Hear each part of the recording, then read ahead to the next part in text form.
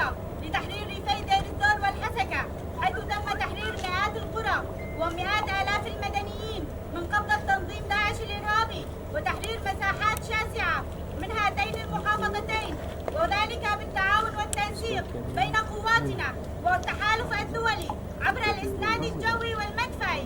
ولم يبقى إلا منطقة هجين وريفها، وما زالت تقع تحت سيطرة التنظيم الإرهابي.